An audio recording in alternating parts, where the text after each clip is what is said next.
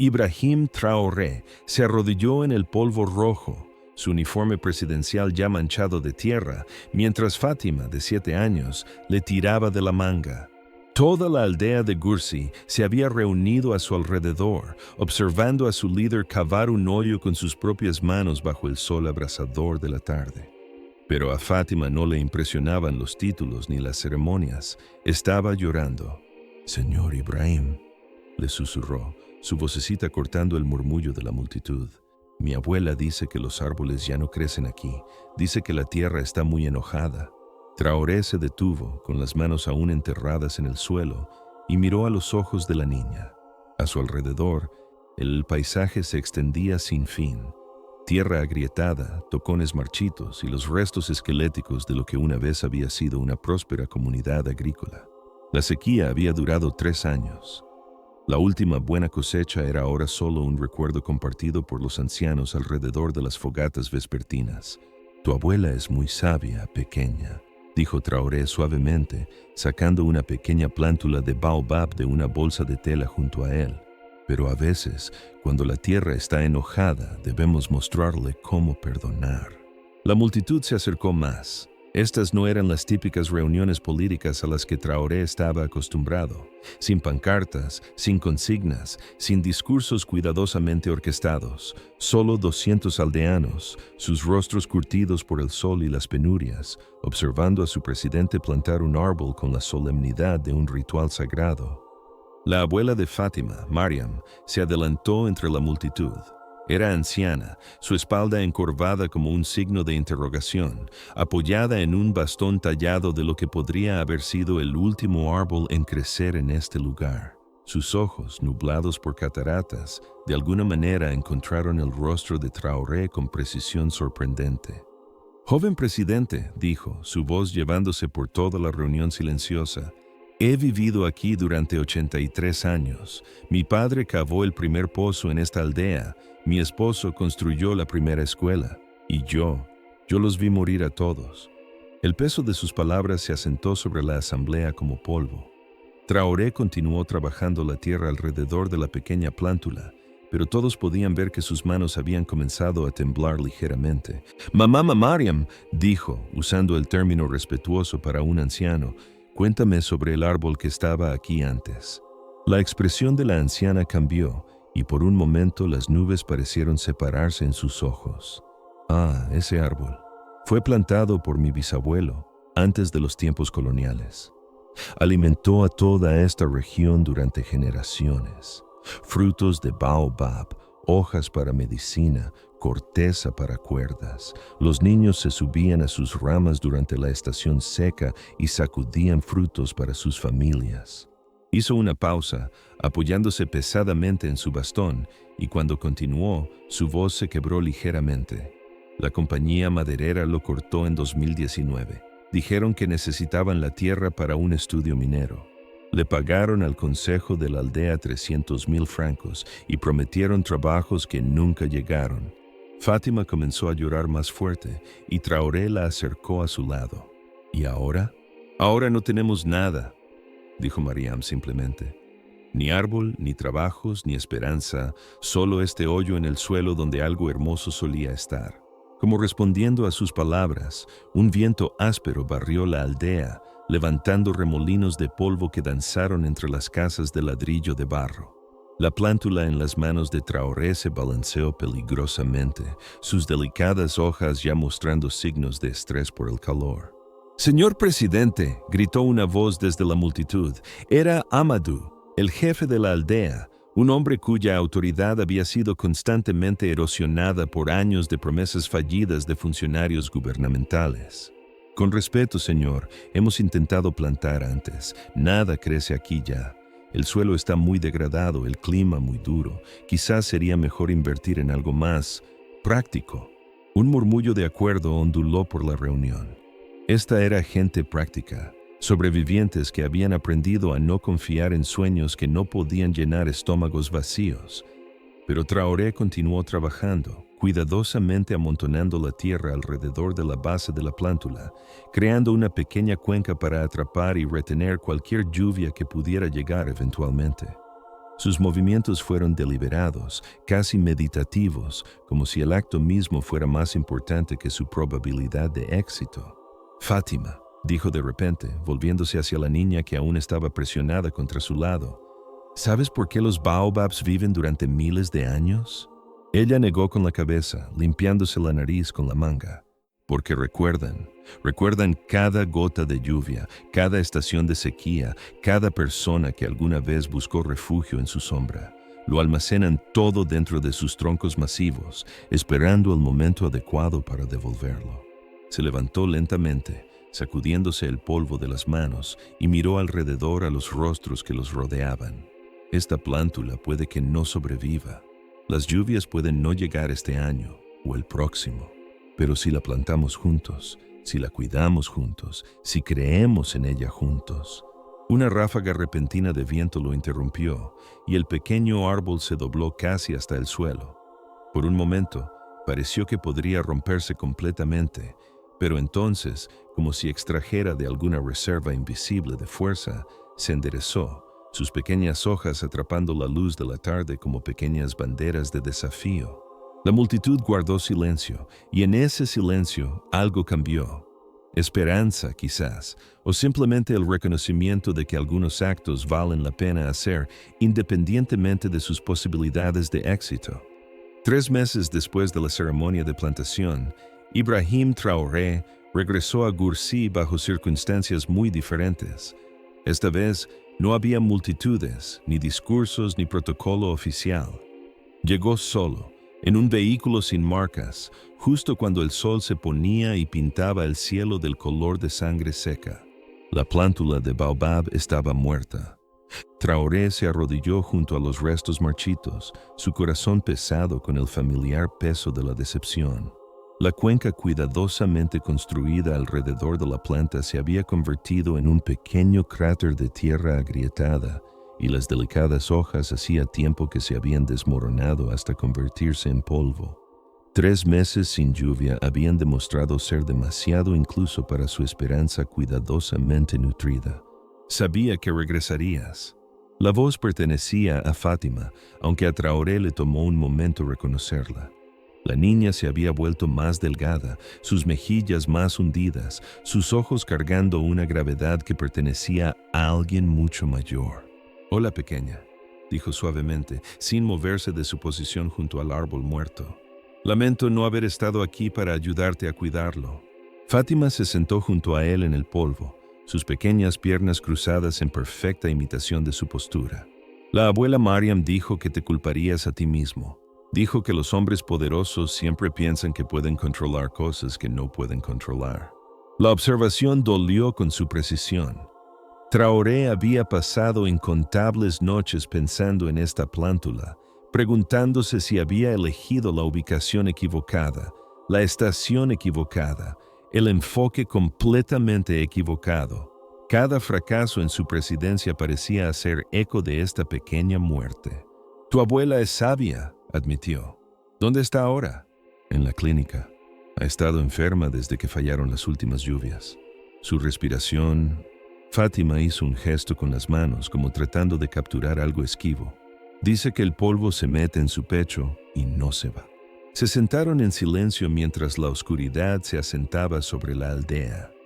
En la distancia, Traoré podía ver las luces parpadeantes de las lámparas de queroseno en las ventanas de las casas de ladrillo de barro, cada una representando a una familia luchando por sobrevivir otro día en este paisaje implacable.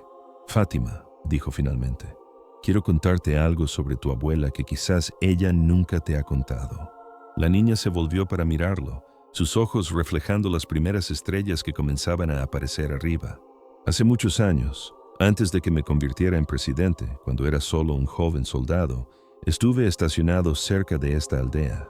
Hubo un conflicto, no una gran guerra, solo una disputa sobre derechos de agua entre comunidades vecinas. La gente tenía hambre, estaba enojada, desesperada. Era el tipo de situación que podría haber explotado en violencia muy fácilmente». La voz de Traoré tomó el ritmo de un cuentacuentos, la forma en que los ancianos hablaban alrededor de las fogatas vespertinas. Un día, un grupo de hombres armados vino a Gursi, exigiendo que la aldea eligiera bandos en este conflicto. Amenazaron con quemar casas si la gente no cumplía. El jefe de la aldea estaba aterrorizado, los jóvenes estaban listos para pelear y parecía que el derramamiento de sangre era inevitable. Fátima se acercó más, sintiendo la importancia de la historia. Pero entonces tu abuela se adelantó.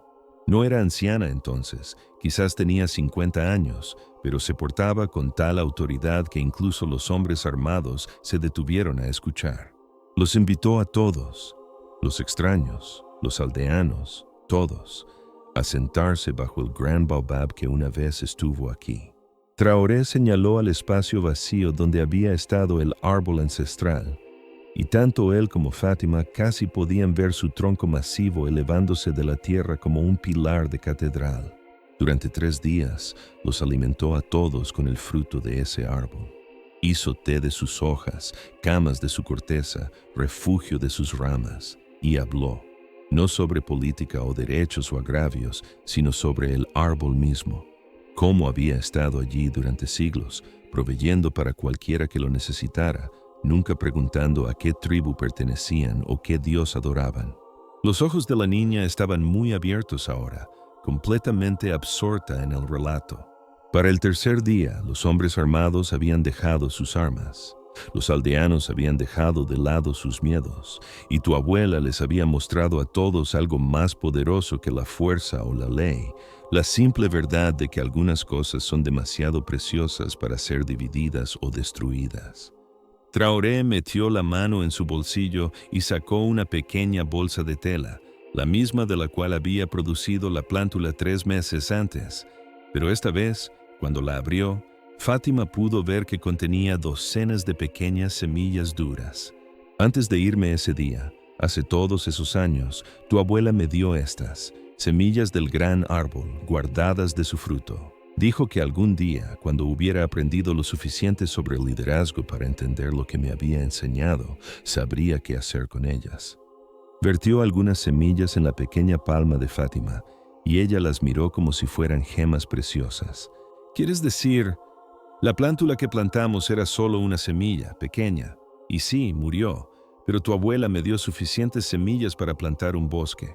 Las lluvias llegaron 6 semanas después, repentinas y violentas, convirtiendo la tierra reseca en ríos que fluían de barro rojo. Ibrahim Traoré estaba en la capital cuando recibió la noticia, pero dejó todo y condujo durante la noche para llegar a Gursi, su convoy luchando a través de caminos inundados y puentes arrastrados.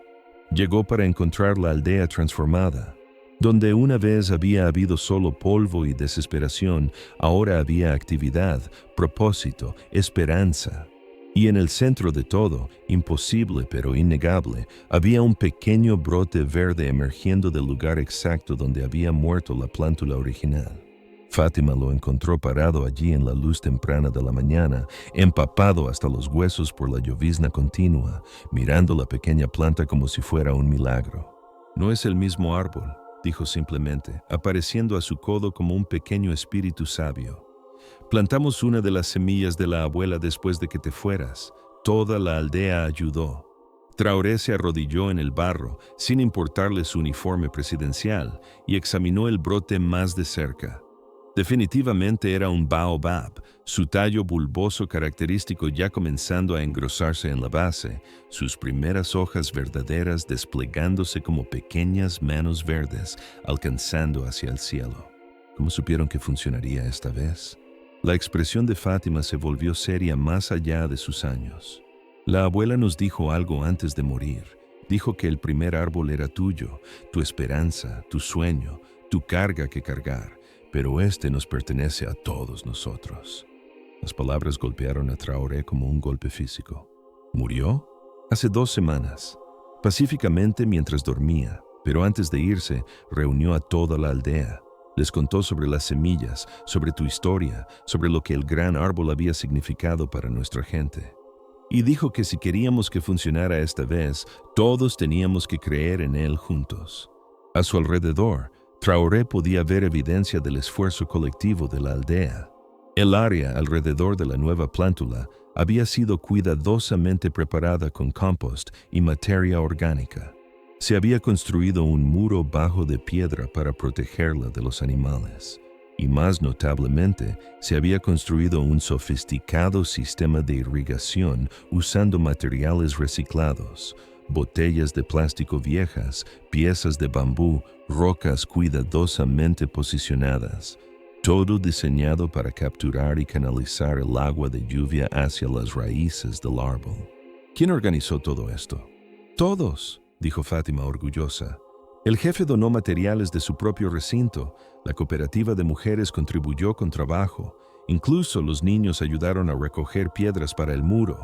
Amadou, el granjero escéptico de la primera plantación, se había convertido en el cuidador más devoto del árbol, revisándolo 2 veces al día y manteniendo registros detallados de su crecimiento.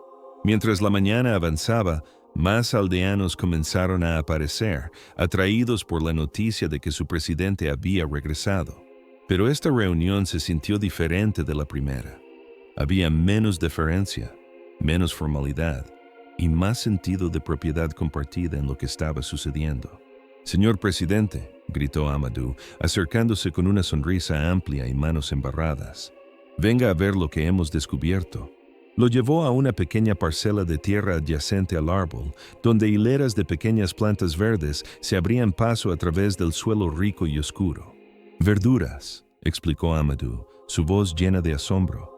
«El suelo alrededor del árbol es diferente ahora, más rico, más vivo. Creemos que tal vez el árbol ya está comenzando a cambiar la tierra a su alrededor». Traoré miró el jardín con asombro. La transformación era sutil pero inconfundible. El suelo aquí era más oscuro, de aspecto más fértil que la tierra circundante, y las plantas creciendo en él eran más robustas, más vibrantes que cualquier cosa que hubiera visto en esta región durante años. «No es solo el árbol», dijo una nueva voz, y Traoré se volvió para ver al doctor Ouedraogo, un especialista agrícola de la Universidad Regional que aparentemente había sido llamado para estudiar el fenómeno. Los aldeanos han creado algo notable aquí. Han combinado conocimiento tradicional con técnicas innovadoras para crear un microambiente que está realmente regenerando el suelo. El científico los llevó alrededor del sitio, señalando varias características del sistema que los aldeanos habían creado. Áreas de compostaje donde los desechos orgánicos se estaban convirtiendo en fertilizante rico. Terrazas que prevenían la erosión y maximizaban la retención de agua. Plantación complementaria que creaba relaciones beneficiosas entre diferentes cultivos. En efecto, concluyó el doctor Ouedraogo, han creado un pequeño oasis y si este modelo pudiera replicarse a través de la región. No necesitaba terminar la frase. Traoré podía ver las implicaciones inmediatamente. Esto no se trataba solo de un árbol en una aldea, se trataba de un enfoque completamente diferente al desarrollo, uno que comenzaba con la propiedad comunitaria y la sabiduría tradicional en lugar de directivas de arriba hacia abajo y soluciones importadas. Mientras el día progresaba, llegaron más visitantes, funcionarios gubernamentales, curiosos por ver qué estaba haciendo su presidente en esta aldea remota. Expertos agrícolas, atraídos por los informes entusiastas del doctor Ouedraogo. Periodistas, sintiendo una historia que podría realmente ofrecer esperanza en un paisaje usualmente dominado por relatos de lucha y fracaso. Pero a través de todo, Fátima permaneció al lado de Traoré, sirviendo como su guía y traductora no oficial, ayudándole a entender las corrientes más profundas de lo que estaba sucediendo en su aldea. «El árbol es importante», le dijo mientras se sentaban juntos en la sombra de un paraguas prestado, observando el desfile de visitantes examinar y fotografiar el joven baobab. «Pero ya no se trata realmente del árbol. Se trata de nosotros, de lo que podemos hacer cuando trabajamos juntos, en lugar de esperar a que alguien más nos salve». 5 años después, Ibrahim Traoré se encontraba una vez más en la aldea de Gursi, pero ahora apenas podía reconocer el lugar.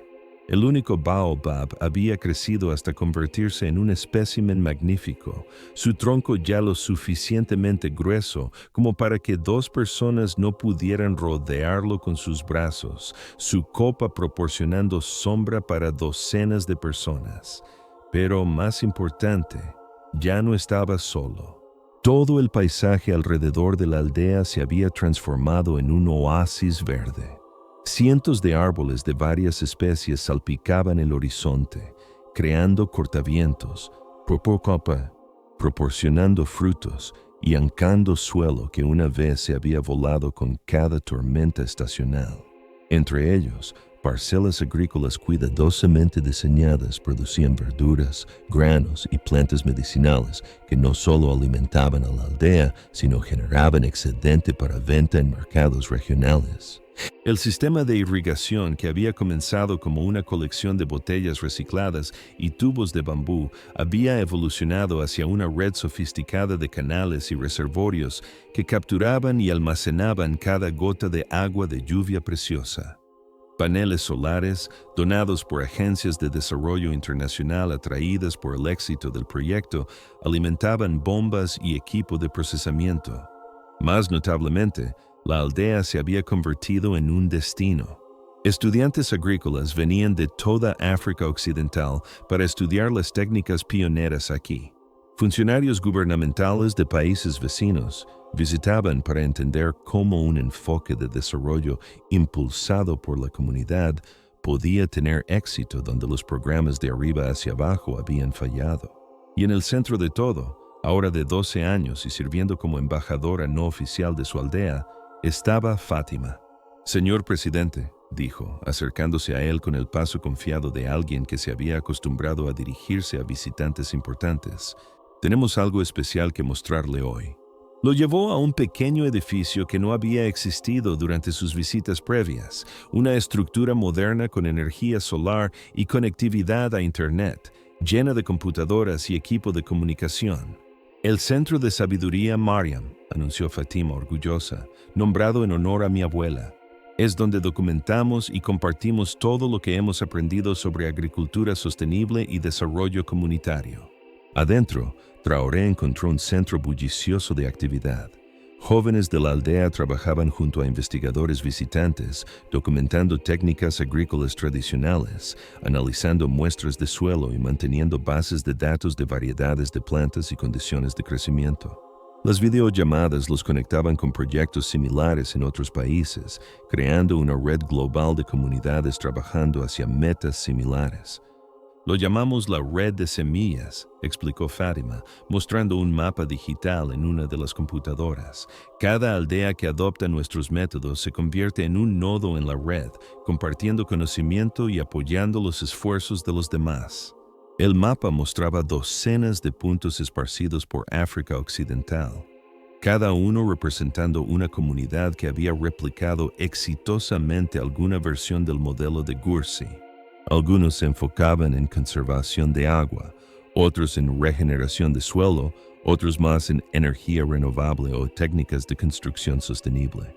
«¿Cuántas personas?», preguntó Traoré, su voz apenas por encima de un susurro. «Impacto directo, cerca de 12,000, pero el intercambio de conocimiento, estimamos que tal vez 50,000 personas se han beneficiado de técnicas que se originaron aquí en Gursi». Mientras caminaban de regreso hacia el Baobab original, ahora la pieza central de lo que se había conocido en toda la región como el Jardín Milagroso, Traoré notó algo que lo detuvo en seco. Tallados en la corteza del gran árbol, en escritura cuidadosa, había cientos de nombres. Algunos eran de los aldeanos originales, otros de visitantes que habían venido a aprender y se habían quedado a ayudar. «Todos los que contribuyen al proyecto ponen su nombre en el árbol», explicó Fátima. «Idea de la abuela, de sus historias sobre el Baobab original. Dijo que los árboles recuerdan, así que nos aseguramos de que éste recuerde a todos los que ayudaron a crecer». En la parte superior de la lista, en un lugar de honor, estaba escrito: «Mariam Ouedraogo, 1940-2019, quien nos enseñó que la esperanza es una semilla». Y justo debajo, Ibrahim Traoré, quien supo cuándo plantar y cuándo dar un paso atrás. Esa noche, mientras el sol se ponía sobre el paisaje transformado, toda la aldea se reunió bajo el Baobab para una celebración que se había convertido en tradición anual, el Festival de las Semillas. Los niños interpretaron danzas, Los ancianos contaron historias y todos compartieron comida cultivada en los jardines comunitarios. Traoré se encontró sentado junto a Amadou, el ex escéptico que se había convertido en el defensor más apasionado del proyecto y ahora viajaba a otras regiones para ayudar a establecer iniciativas similares. ¿Alguna vez piensas en qué habría pasado si esa primera plántula hubiera sobrevivido?, preguntó Amadou, sus ojos fijos en el magnífico árbol sobre ellos. Traoré consideró la pregunta cuidadosamente. Pienso en ello a menudo y creo que habría sido una historia muy diferente. Si mi árbol hubiera vivido, habría sido mi éxito, mi logro, mi regalo para ustedes. Pero porque murió, porque ustedes tuvieron que plantar su propio árbol y cuidarlo ustedes mismos, se convirtió en algo mucho más poderoso, se convirtió en suyo. Como si fuera convocada por su conversación, Fátima apareció junto a ellos, cargando una pequeña bolsa de tela que Traoré reconoció inmediatamente. Pero cuando la abrió, en lugar de semillas de la colección original de Mariam, contenía cientos de semillas de su propio árbol, semillas que habían sido cuidadosamente recolectadas, procesadas y preparadas para distribución a comunidades a través del continente. «Queremos que se lleve estas con usted», dijo, ofreciendo la bolsa a Traoré. «No para plantarlas usted mismo esta vez, sino para darlas a otros líderes que estén listos para confiar en su gente con el poder de hacer crecer sus propios milagros». Mientras la celebración continuaba a su alrededor, Traoré sostuvo la bolsa de semillas y pensó en la profunda lección que esta aldea le había enseñado sobre liderazgo, esperanza y la diferencia entre plantar un árbol y nutrir un bosque. El baobab sobre ellos crujió suavemente en la brisa vespertina, su tronco masivo almacenando no solo agua y nutrientes, sino los recuerdos de todos los que habían creído en su futuro. Y en ese momento, Ibrahim Traoré entendió que a veces el mayor regalo que un líder puede dar no es el éxito, sino la oportunidad para que otros descubran su propia fuerza a través del fracaso, el crecimiento y el cuidado paciente de la esperanza.